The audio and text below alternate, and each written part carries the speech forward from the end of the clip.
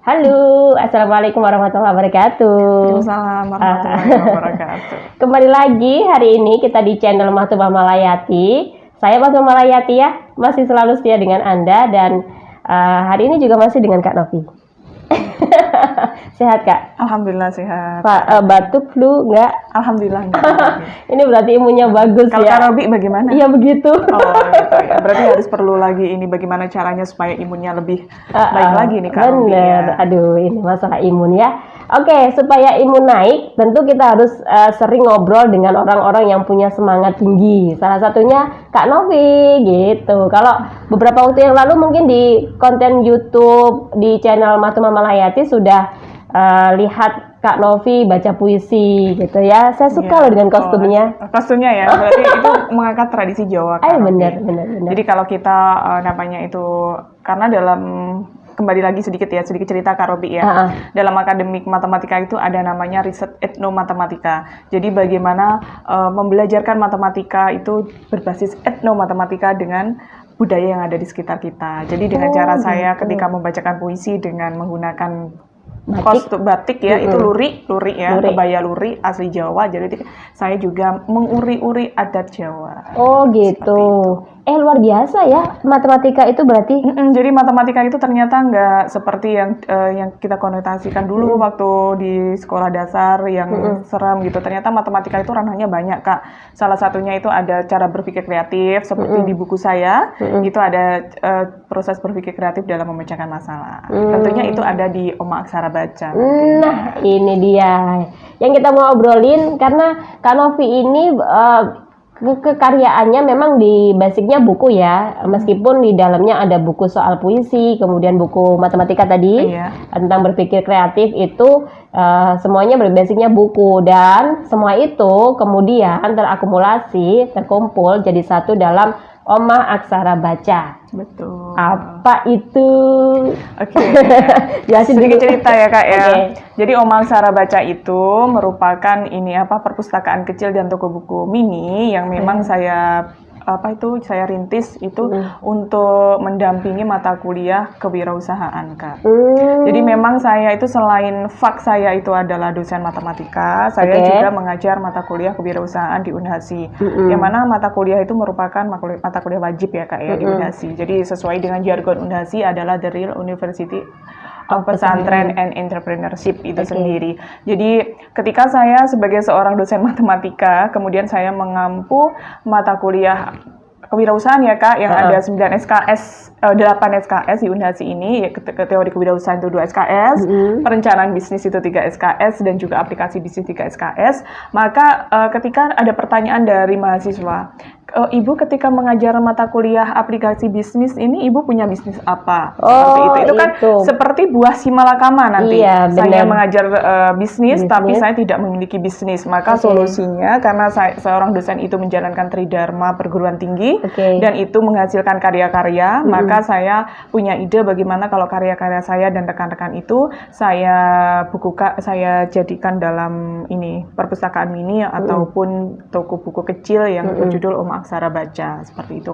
Gitu. Jadi secara istilahnya itu Bu Novi ini juga melakukan proses bisnis melalui Oma Aksara Baca gitu ya. Iya, tapi di situ juga ada tujuan mulianya Kak Robi. Misalnya kan kalau penulisnya itu yang saya jual di situ, misalkan saya sebagai penulis utamanya. Kalau misalkan hasil dari karya penelitian itu yang ada di Oma Aksara Baca itu yang saya menjadi penulis utamanya, bukan saya penulis kedua atau penulis ketiga. Cuma itu untuk buku yang akademik. Tapi kalau untuk buku yang non akademik seperti antologi puisi, cerpen itu kan memang niat dari awal untuk jariah.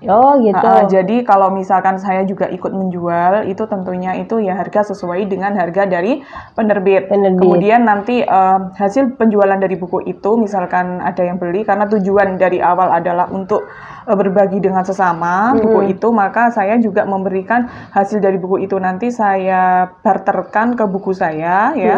Kan nggak apa-apa nanti misalkan profit dari antologi kemudian saya barterkan ke buku saya, kemudian buku saya itu saya kirim ke suatu kampus. Misalkan kemarin saya nitip ke rekan saya yang misalkan ada di Lombok, ini mohon buku saya ini diterima dan kalau bisa nanti berkenan diberikan di perpustakaan sana. Jadi tujuannya bukan kepedean ternyata biar buku saya hit atau tidak, tapi nilai dari buku itu semoga bermanfaat itu Kak Robi. Jadi gitu. Jadi kalau misalkan dari kumpulan menulis jariah saja itu nanti kan kalau dari penerbitnya itu misalkan mau profitnya itu kan karena berbagi dengan sesama itu mau diberikan sembako.